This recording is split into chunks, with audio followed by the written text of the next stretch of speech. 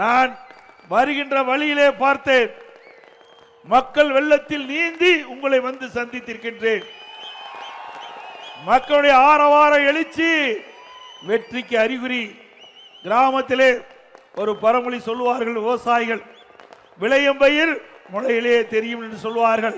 நம்முடைய வெற்றி நம்முடைய எழுச்சியிலே பார்க்க முடிகிறது. இன்றைக்கு யாரோ பேசிக் கொண்டிருக்கின்றார்கள், புதிதாக கட்சி தொடங்குவது பேசுகிறார். ஏற்கனவே ஆளுகின்ற கட்சி அவர்களும் பேசுகின்றார்கள். ஆனால் இங்க இருக்கின்ற மக்களுடைய எழுச்சி, அடுத்த ஆண்டு நடைபெற்ற சட்டமன்ற பொது தேர்தலில் அதிமுக ஆட்சி அமைக்கும்.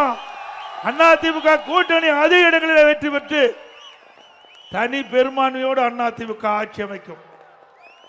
ஆக அடுத்த ஆண்டு நடைபெறுகின்ற சட்டமன்ற பொது தேர்தலில் அதிமுக கூட்டணி 210 இடங்களிலே வெல்லும்.